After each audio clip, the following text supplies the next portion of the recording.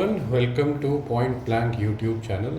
मेरा नाम है शिशिर और हमने स्टार्ट करी है एक सीरीज़ जो कि रिवीजन सीरीज़ रहने वाली है फॉर उत्तर प्रदेश जीके। और ये इसलिए इम्पॉर्टेंट है और इसलिए रिवीजन सीरीज़ है क्योंकि नेक्स्ट मंथ हमारा यूपी ट्रिपल एससी का लोअर पीसीएस एग्जामिनेशन है। तो एक रिवीजन सीरीज़ है, अगर आप इसको फॉलो करते हैं तो आपके बहुत सारी चीज़ें रिवाइज हो जाएंगे और आपको कहीं और से रिवाइज करने की ज़रूरत नहीं है। ठीक है, तो चलिए शुरू करते हैं। उत्तर प्रदेश की बात करें तो अभी हम फ़िलहाल उत्तर प्रदेश एंशिएंट हिस्ट्री के बारे में बात करेंगे। ठीक है, एंशिएंट हिस्ट्री की बात करें तो उत्तर प्रदेश जो है गैंजेटिक प्लेन्स में पाया जाता है। ठीक है, इसको मध्य देश, पुराने समय में मध्य देश या फिर मिडिल कंट्री के नाम से जाना जाता था। अब अगर हम हिस्ट्री ऑल टुगेदर की बात करें तो हिस्ट्री जो है वो 3 पार्ट में डिवाइडेड है: pre historical period, proto historical और हिस्टोरिकल पीरियड। ठीक है, और इसमें भी अगर हम स्टोन एज की बात करें तो स्टोन एज हमारा 3 पार्ट्स में डिवाइडेड है: पेलियोलिथिक, मेसोलिथिक, नियोलिथिक। जो चीज़ इंपॉर्टेंट है मैं उसको हाईलाइटर से हाईलाइट करता हूँ। जैसे इस केस में स्टोन एज जो है उसका जो टाइम लाइन है वो बहुत इंपॉर्टेंट है। जैसे पेलियोलिथिक की एज होती है 5 लाख BC से 10,000 BC, मेसोलिथिक की एज होती है 10,000 BC से 6,000 और नियोलिथिक की होती है 6,000 से 1,000 BC। ठीक है, तो ये बात है। दूसरी बात इंपॉर्टेंट क्या आती है? दूसरी बात इंपॉर्टेंट आती है, एक इम्पॉर्टेंट नाम है जिनका नाम है RB फूट, रॉबर्ट ब्रूस फुट इनका है शायद से पूरा नाम। और ये जो है 1863 में ये क्या करते हैं, 1863 में तमिलनाडु के रीजन में पल्लावरम जो एक साइट है उसको ये डिस्कवर करते हैं, और जो कि ये साइट जो थी वो प्री हिस्टोरिक साइट है। तो इसीलिए इनको, RB फुट को, इंडिया का, माइंड माय वर्ड्स, इंडिया का, not of the world, India का father of prehistoric archaeology. ठीक है, तो इनको ये बोला जाता है। ठीक है, अब हम बात करते हैं पेलियोलिथिक एज की जो उत्तर प्रदेश से रिलेटेड है। तो देखिए, हम पेलियोलिथिक आपने जनरली भी पढ़ा होगा, लेकिन हमें अब उत्तर प्रदेश के एंगल से हर चीज़ें पढ़नी पड़ रही हैं, तो उसका रिवीजन भी वैसे करना है। सबसे इंपॉर्टेंट साइट आती है बेलन वैली। पेलियोलिथिक की सबसे इंपॉर्टेंट साइट है बेलन वैली। कहाँ पाई जाती है ये भी बहुत इंपॉर्टेंट है। कहाँ पाई जाती है? ये पाई जाती है आपकी बेलन रिवर के पास, जो कि है सोनभद्र के पास, सोनभद्र में है।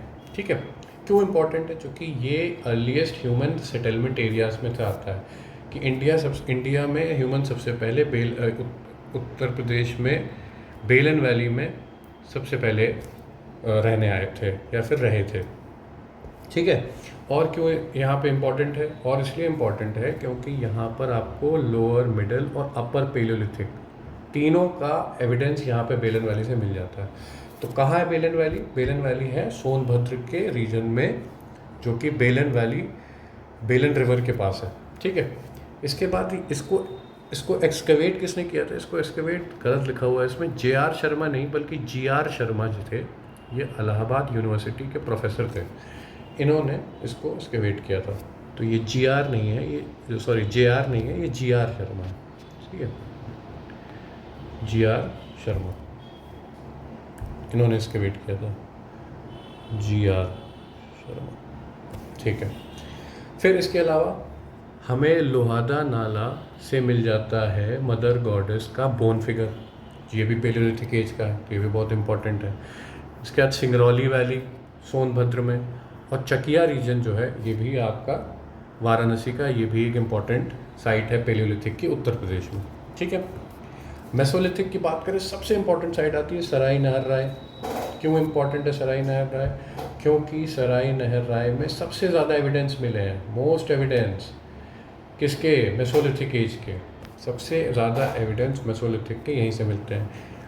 इन एविडेंस में जैसे क्या क्या मिला एविडेंस में, तो आपको हट फ्लोर देखने को मिलती है, पिटहर्थ मिलती है देखने को। पिटहर्थ क्या होता है? पिटहर्थ एक, इन्होंने कि जो पहले की ह्यूमन्स है उन्होंने एक जगह बनाई थी जहाँ पे वो आग जलाते थे, तो ये पिटहर्थ बोलते हैं इसको। ठीक है, फिर बहुत इंपॉर्टेंट साइट है महादा। महादावा इम्पोर्टेंट क्यों? क्योंकि यहाँ पे ग्रेव्स मिलती हैं कपल्स की। कप देखो लिखा भी हुआ है, ग्रेव्स मिलती हैं कपल्स की। और क्या है इम्पोर्टेंट है, एरो हेड के ऑर्नामेंट्स देखने को मिलते हैं महादावा में, ठीक है। इसके बाद इम्पॉर्टेंट है डमडमा। डमडमा क्यों इम्पॉर्टेंट है? क्योंकि यहाँ पे 41 बरियल साइट्स मिलती हैं, 41 41 बरियल साइट्स मिलती हैं, और इनमें कुछ बरियल साइट कपल की हैं, कपल बरियल साइट है, ठीक है।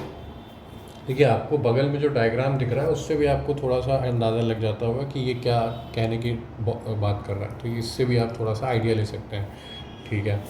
इसके बाद आता है चौपानी मंडो। चौपानी मंडो क्यों इम्पोर्टेंट है भाई?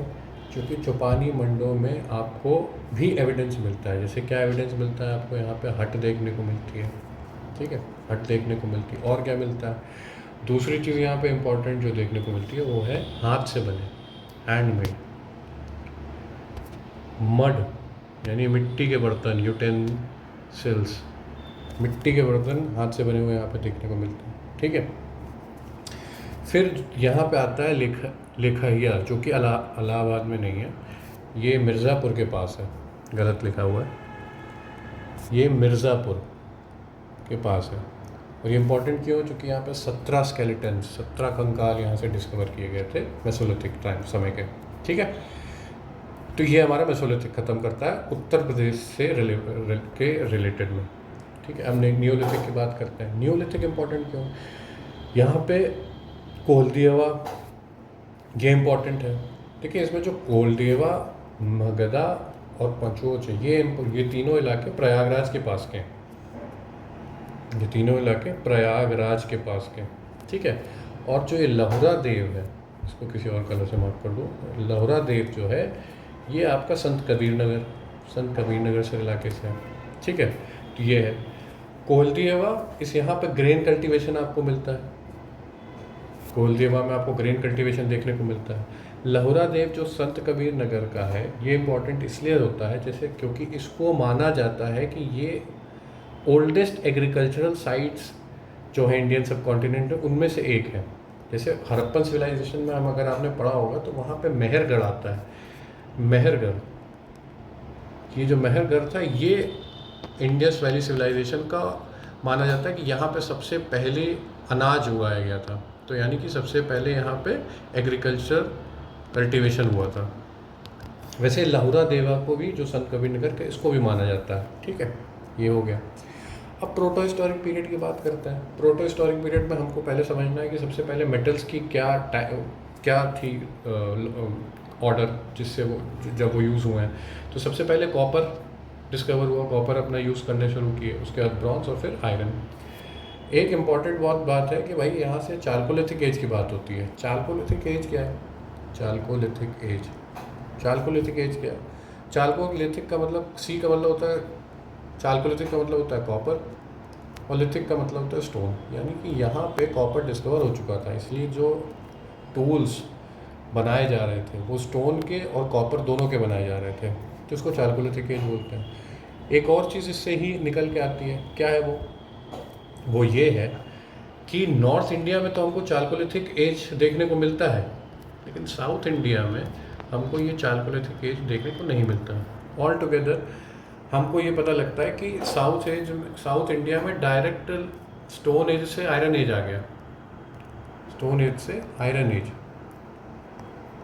लेकिन नॉर्थ इंडिया में स्टोन एज, चाल्कोलिथिक, फिर आयरन एज आता है। इसका कारण क्या हो सकता है? इसका कारण ये है भाई कि नॉर्थ इंडिया में आपको कॉपर माइंस देखने को मिलती हैं, साउथ इंडिया में कॉपर माइंस है ही नहीं। तो जब वहाँ पे कॉपर माइंस है ही नहीं तो कहाँ से टूल्स बनते हैं? तो इसीलिए वहाँ पे स्किप हो गया एक तरीके से चाल्कोलिथिक एज, ठीक है। अच्छा, चाल्कोलिथिक एज भी उत्तर प्रदेश में कहाँ से आपको ज़्यादा देखने को मिलता है? क्या साइट्स हैं? मेरठ और सहारनपुर, ठीक। चलिए आगे बढ़ते हैं। हड़प्पन इन्फ्लुएंस इन उत्तर प्रदेश। हड़प्पन इन्फ्लुएंस क्यों है उत्तर प्रदेश में? सबसे बड़ा तो यही है कि भैया हड़प्पन सिविलाइजेशन, या जिसको IVC कहते हैं, इंडस वैली सिविलाइजेशन, इसकी जो सबसे ईस्टर्न मोस्ट साइट है सबसे, वो है कौन सी? आलमगीरपुर। और वो कहाँ पर है? उत्तर प्रदेश में। उत्तर प्रदेश में कहाँ पर है? मेरठ में, हिंडन रिवर के पास, ठीक है।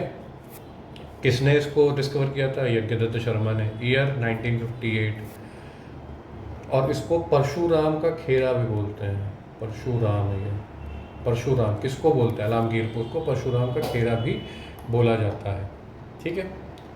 और एक और चीज़, यज्ञदत्त जो शर्मा थे ये किससे रिलेटेड थे, कौन से एसोसिएशन से रिलेटेड थे जब ये इन्होंने इसको डिस्कवर किया था? ये एसोसिएशन था भारत सेवक समाज, भारत सेवक समाज।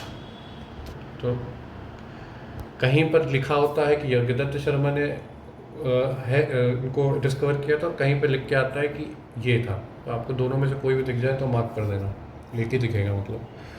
इसके अलावा आपको हड़प्पन सिविलाइजेशन को उत्तर प्रदेश में क्या चीज़ें मिलती हैं? आलमगीरपुर में रोजरी बीड्स मिलती हैं, रोलिंग पिन मिलती है, यूटेंसिल्स मिलते हैं, क्ले ऑब्जेक्ट्स मिलते हैं, animal motifs, evidence of script. और कौन सी साइट्स हैं हड़प्पन साइट्स की? हुलाज है, सहारनपुर में हुला। बरागांव बागपत नहीं है, ये सहारनपुर ही है।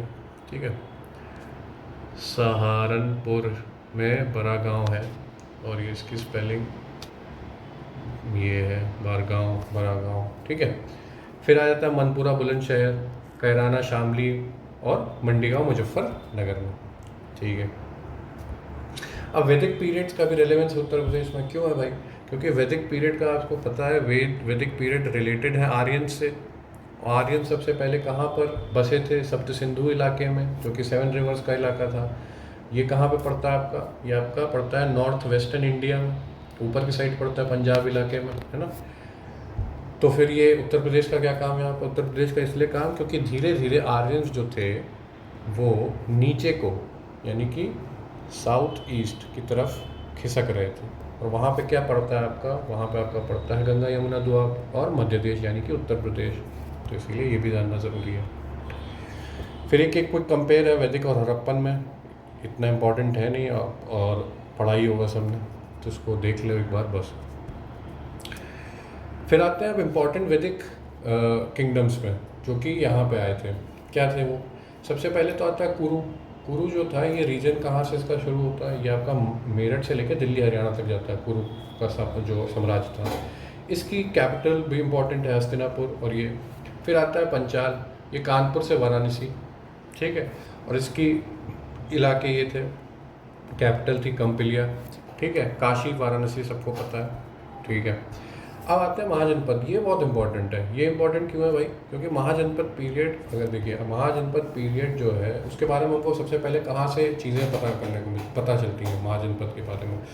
तो सबसे इम्पॉर्टेंट है अंगुत्तरा निकाय और भगवती सूत्र। ये 2 टेक्स्ट ऐसे हैं जो हमें महाजनपद पीरियड के बारे में बताते हैं। और ये पता चलता है उनकी टोटल भैया महाजनपद थे 16 टोटल ऑल ओवर इंडिया में, और इन 16 में 8 तो यूपी में ही है। तो अपने आप ये यूपी के लिए इम्पोर्टेंट हो जाता है। अब ये 8 कौन से हैं? ये आपके ये हैं, ठीक है, काशी, कुसाला, श्रवस्ती। अच्छा, ये इनकी कैपिटल्स हैं, वत्सा, कौशंबी, चेदी, शुक्तिमती, सूर। ये बहुत इंपॉर्टेंट है, काफ़ी बार पूछा गया है। सूरसेन, मथुरा बहुत इंपॉर्टेंट है। कुरु का इंद्रप्रस्थ बात हो गई, ये पंचाल का क्लियर चित्रा। ठीक है, ये है। अब इसमें से सबसे पावरफुल था कुसाला। कुसाला साम्राज्य था वो बहुत पावरफुल था। कैपिटल उसकी कहाँ थी? श्रावस्ती में। और ये कहाँ पे सिचुएटेड थी? किस रिवर के बैंक में? वो थी राप्ती रिवर। और ये जो राप्ती रिवर थी इसका पुराना नाम क्या था? इरावती। ठीक है। अब इनके जो ये कुशाला किंगडम है, इसके राजा का एक राजा थे महाकुशाला। इन्होंने क्या किया था? इन्होंने कॉन्कर करा था काशी को। ठीक है। और महाकुशाला के बाद कौन राजा था? प्रसन्नजीत। और ये क्यों इम्पोर्टेंट? क्योंकि बुद्धा के कंटेम्प्रेरी थे, यानी कि बुद्ध के समय के राजा थे। अब बात करते हैं रिपब्लिक्स जो कि उस समय थे यूपी में। रिपब्लिक्स का मतलब ही वही होता है कि जो लोग, रिपब्लिक स्टेट वो स्टेट थी जहाँ पर राजा को इलेक्ट या अपॉइंट किया जाता था। यानी इसका क्या मतलब क्या हुआ कि राजा का बेटा राजा बनेगा, ये नहीं है वहाँ पे। यहाँ पर ये था कि इलेक्शन अपॉइंट किया जाता था।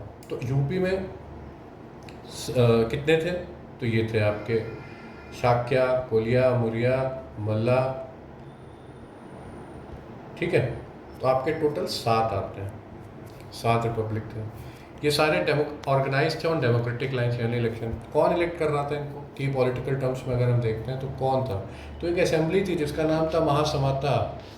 इसका काम क्या था, रूलर को इलेक्ट करना, ठीक है। फिर परिषद किसको बोलते थे, इलेक्टेड काउंसिल को बोलते थे। संस्थागर किसको बोलते थे, असेंबली हॉल को बोलते थे। और अष्टकुलास कौन थे, ये कुछ बहुत इंपॉर्टेंट काउंसिल मेंबर्स थे, इनको अष्टकुलास बोलते थे, अष्टकुलाकास, ठीक है। अब आ जाते हैं बुद्धिज़्म पे। बुद्धिज़्म इंपॉर्टेंट क्यों हो जाता है यूपी को रिलेटेड, क्योंकि बुद्धिज़्म का मैक्सिमम और बुद्ध जी का मैक्सिमम समय कटा ही है उत्तर प्रदेश के इलाकों में, या उस समय के मध्य देश को मान लें आप, ठीक है। कैसे, क्योंकि देखिए बुद्ध जी जो थे वो जिस किंगडम के राजा के यहाँ पैदा हुए थे वो शाक्य रिपब्लिक से बिलोंग करते थे, और शाक्य यूपी मध्य देश का ही हिस्सा था। तो उनके फादर का नाम क्या था बुद्ध जी का, शुद्धोधना, ठीक है। श्रावस्ती जो है ये बहुत इंपॉर्टेंट साइट है बुद्धिज़्म और जैनिज़्म दोनों के लिए। सवाल डायरेक्ट आता है कि कौन सी साइट है जो कि दोनों बुद्धिज़्म और जैनिज़्म के लिए इंपॉर्टेंट है, तो वो है आपकी श्रावस्ती। बुद्धिज़्म के लिए क्यों इंपॉर्टेंट है, क्योंकि सबसे ज़्यादा सरमन्स यहीं डिलीवर किए थे, बुद्ध जी ने सबसे ज़्यादा समय भी यहीं काटा है। फिर इसमें आ जाते हैं अंगुलीमल। अंगुलीमल जो एक बहुत बड़ा डकैत था उस समय का, वो बुद्ध जी का डिसाइपल बना था। कहाँ में बना था, श्रावस्ती में ही बना था, ठीक है। फिर ये कुछ पेट्रन्स है बुद्धिज़्म के यूपी में, मतलब बुद्धिज़्म को बढ़ाने के लिए और बुद्ध जी को सपोर्ट करने के लिए बहुत डोनेशन उस समय पे हुए थे। तो ये सारी चीज़ें हैं, एक बार आप देख लीजिएगा तो आपको दिमाग में आ जाएगा, ठीक है। फिर आते हैं नेक्स्ट पॉइंट पे जो कि बात करता है major Buddhist sites Uttar Pradesh में क्या क्या है। तो सबसे पहले तो भैया कपिलावस्तु, सिद्धार्थनगर जिसको बोलता है, यहाँ पर क्या है, यहाँ पे बुद्ध जी का जन्म हुआ था, यानी कि शुद्धोधन जो उनके फादर थे वहीं रूल करते थे। फिर आता है सारनाथ। सारनाथ इम्पॉर्टेंट यहाँ इसलिए है क्योंकि सारनाथ में बुद्ध जी ने पहला सरमन दिया था, फर्स्ट सरमन। धर्मचक्र परिवर्तन यहीं हुआ, धर्मचक्र परिवर्तन इसको जोड़ा जाता है सारनाथ को। इसका एक और नाम ऋषिपट्टन है, बहुत इंपॉर्टेंट है, ठीक है। फिर आते हैं कुशीनगर पे। कुशीनगर इंपॉर्टेंट क्यों हो जाता है, क्योंकि यहाँ पे इनकी डेथ हुई थी बुद्ध जी की, इसीलिए इनको महापरिनिर्वाण से जोड़ा जाता है। श्रावस्ती, जैसे मैंने बताया, सबसे ज़्यादा सरमन यहीं दिए गए, ठीक। रामग्राम, रामग्राम इसलिए इम्पोर्टेंट हो जाता है क्योंकि जो बुद्ध जी की वाइफ थी यशोधरा, जो कोलिया रिपब्लिक से थी, वो इसी प्लेस से रिलेटेड है।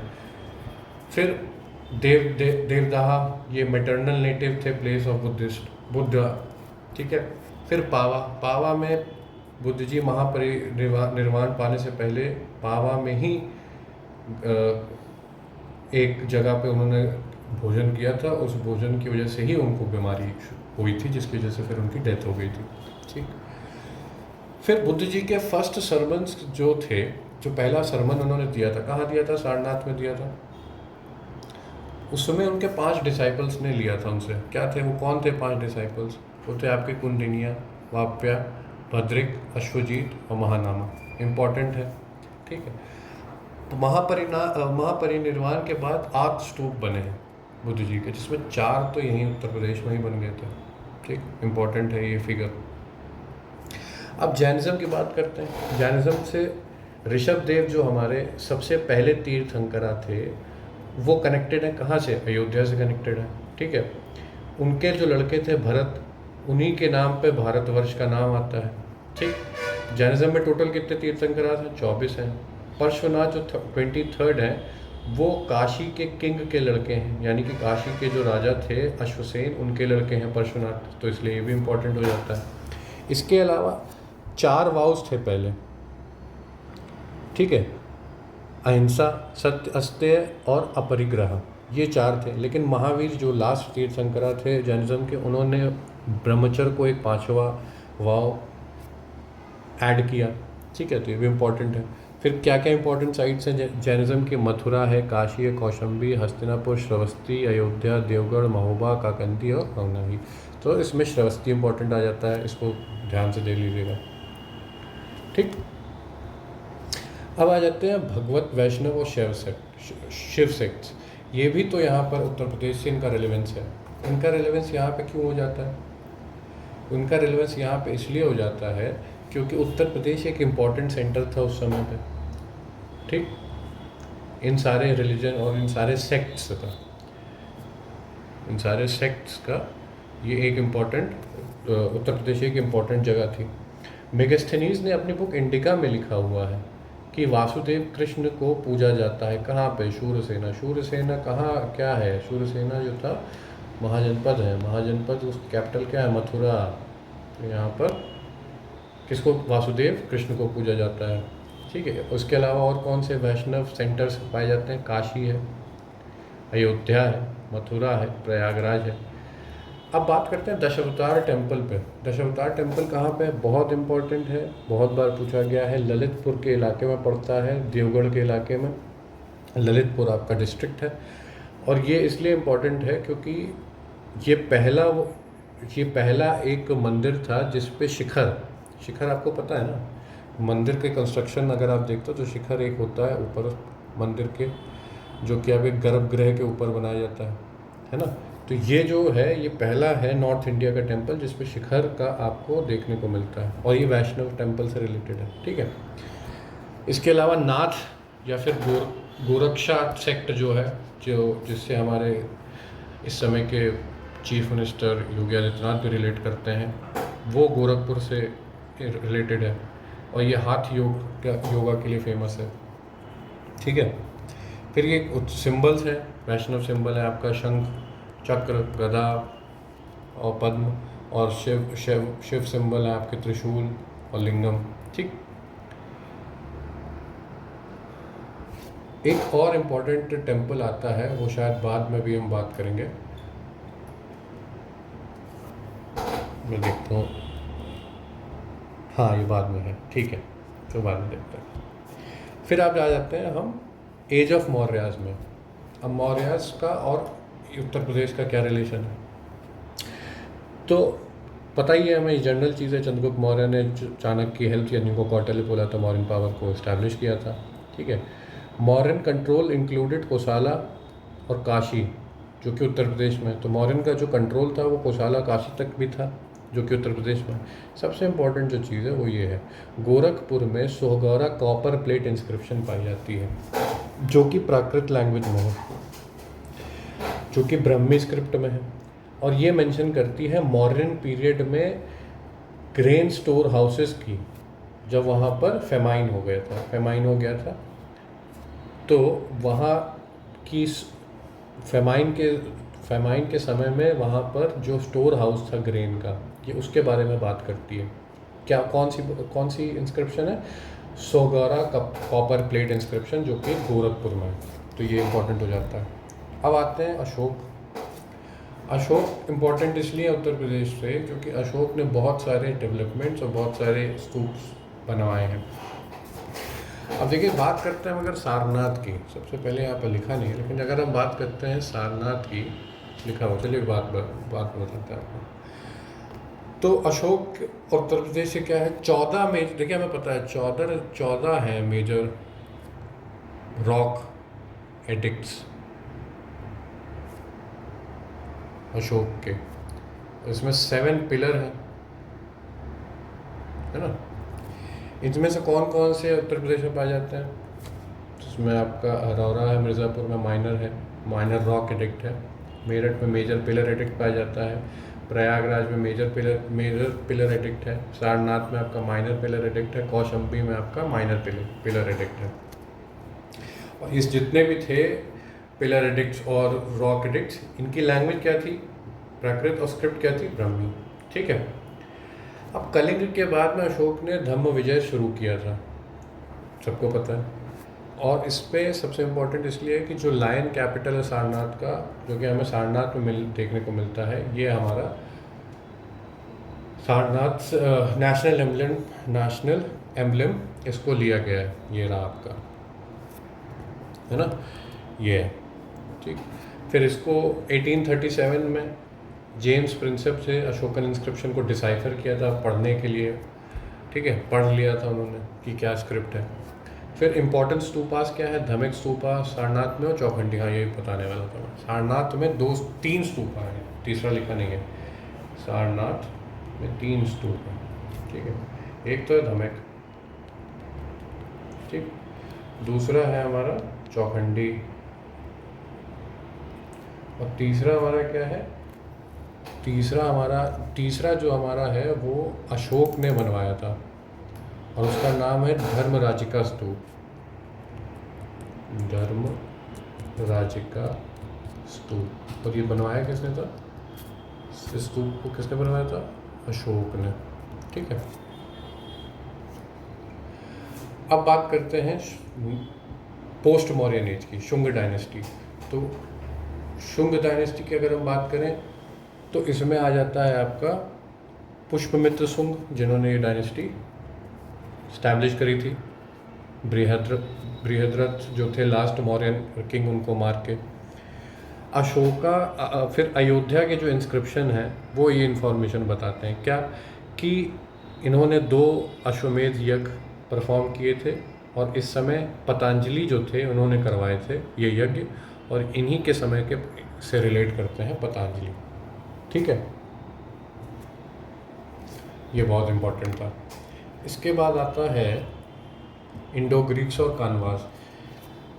तो इनमें आ जाता है डिमिट्रियस मियांडर, जिन्होंने इन्वेड किया था, और इंडो ग्रीक्स थे जो कि अर्ली सबसे पहले इन्होंने स्टैंडर्ड गोल्ड कॉइन्स इंट्रोड्यूस किए थे। ठीक है, कन्वा डायनेस्टी फिर 73 BC, इतना इंपॉर्टेंट नहीं है।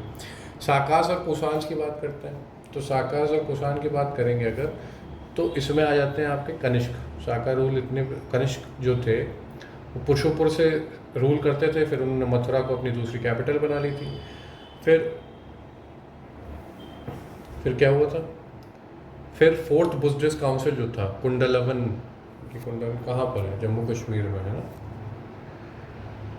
JNK में, इन्होंने 4th बुद्धिस्ट काउंसिल को इस्टेब्लिश कराया था। ठीक है, और ये इसलिए इम्पोर्टेंट है क्योंकि 4th बुद्धिस्ट काउंसिल में क्या हुआ था, महायाना बुद्धिस्ट सेक्ट था जो उसके रिलेटेड हो, बुद्धिस्ट सेक्ट। ठीक है, फिर इनके अंदर कुषाण और साकास के अंदर, कुषाण के अंदर मथुरा और गंधार का आर्ट फ्लरिश होता है। ठीक है, सबसे पहला बुद्ध का जो स्टैचू है वो कनिष्क के ही टाइम पीरियड में है, उसको बनाया जाता है, ये भी इम्पोर्टेंट हो जाता है। अब बात करते हैं एज ऑफ गुप्ता की, जो गोल्डन एज जिसको बोला जाता है। तो सबसे पहले इसका चंद्रगुप्त वन को actual founder of Gupta power माना जाता है। ठीक है, हालांकि गुप्तास के रियल फाउंडर जो थे, जिन्होंने फाउंड की थी डायनेस्टी, वो श्रीगुप्त थे, लेकिन सही मायने में गुप्ता को जिसको ने पावर दिलाई और वो थे, वो आपके चंद्रगुप्त वन थे, इसलिए इनको बोला जाता है। समुद्रगुप्त बहुत इंपॉर्टेंट है, इनको नेपोलियन बोला जाता है, विंसेंट स्मिथ ने बोला है, लिखा ही हुआ है। ठीक है, और इनसे रिलेटेड सबसे इम्पॉर्टेंट है प्रयाग प्रशस्ति। क्यों? क्योंकि इनके बारे में प्रयाग प्रशस्ति में लिखा गया है। किसने लिखा है? इन्हीं के कोर्ट पोएट ने, जिनका नाम क्या है? हरिसेन। ठीक, फिर आ जाते हैं चंद्रगुप्त सेकंड के बारे में। चंद्रगुप्त सेकंड, जिनका विक्रमादित्य टाइटल उन्होंने लिया, ये इंपॉर्टेंट क्यों है? क्योंकि इन्होंने साकास का रूल एंड किया था। साका का जो रूल था, साका के जो किंगडम था, उसके लास्ट रूलर का नाम क्या था? उनके लास्ट रूलर का नाम था रुद्र सिम्हा। न पहले न दूसरे बल्कि तीसरे। तो रुद्र सिम्हा जो थे, उनको चंद्रगुप्त सेकंड विक्रमादित्य ने हरा के मारा था, जिसकी वजह से साका का रूल खत्म हो गया था। इसको golden age of India common सी नॉलेज है। कालिदास इनके नवरत्न में से आते थे। फाहीन इस समय इन्होंने विजिट किया था। ठीक है, फिर आते हैं स्कंदगुप्त, ये लास्ट इफेक्टिव रूलर थे गुप्ता डायनेस्टी के। भिटारी इंक्रिप्शन जो है ये बताती है कि स्कंदगुप्त ने हुंस को डिफीट किया था। ये इंपॉर्टेंट बन जाता है। कौन सा? भिटारी। फिर आ जाते हैं इंपॉर्टेंट टेम्पल्स। तो इसमें दशावतार टेम्पल है, जो अभी हमने ऊपर बात करी, और भीतरगांव टेम्पल है। ठीक है, तो दशावतार का तो हमने बता दिया कि ये पहला नॉर्थ इंडिया का टेम्पल था जिस पे शिखर ऊपर था। ठीक है, ये तो हमने बता दिया। और भीतरगांव इंपॉर्टेंट इसलिए हो जाता है कानपुर वाला, क्योंकि ये ब्रिक टेम्पल है, ब्रिक से बना हुआ, स्टोन से नहीं, ब्रिक से बना हुआ। ठीक है, तो इसलिए ये इंपॉर्टेंट है। अब आ जाता है हर्षवर्धन और कन्नौज। क्यों? क्योंकि कन्नौज यूपी का हिस्सा है और हर्षवर्धन यहाँ के रूलर थे। इनकी एक बैक स्टोरी है कि कैसे थानेश्वर से इन्होंने पावर फिर कन्नौज पे आ गए। वो तो पूरा डिटेल में कभी अलग से देखा जाएगा। अभी ये जान लीजिए कि ये दो प्लेसेस जो हैं थानेश्वर और कन्नौज, ये हर्षवर्धन से रिलेटेड है। ठीक है। अब इनके जो कोर्ट पोएट थे उनका नाम है बन्ना भट्टा, और इन्होंने लिखा क्या था, हर्ष चित्रम। ठीक है। इसके बाद आ जाते हैं आईहोल। क्या लिखा, वो हर्ष एम्पायर एक्सटेंडेड फ्रॉम कश्मीर से लेकर असम और साउथ में नर्मदा तक। ठीक है। फिर आईहोल इंस्क्रिप्शन जो है ये बात ऑफ पुलकेशन सेकेंड, अच्छा हाँ, आईहोल इंस्क्रिप्शन पुलकेशन सेकेंड से रिलेटेड है, याद रखना। ठीक है। और लेकिन इस पुलकेशन सेकेंड के आईहोल इंस्क्रिप्शन में सकल तोरापथेश्वर किसको बोला गया, ये टाइटल किसको दिया गया है, ये टाइटल दिया गया है हर्षवर्धन को ये टाइटल दिया गया है। ठीक है। लेकिन आईहोल इंस्क्रिप्शन रिलेटेड किसके हैं, पुलकेशन सेकेंड से। ठीक है। और इसको लिखा किसने था, आईहोल इंस्क्रिप्शन को किसने लिखा था, रवि कीर्ति ने।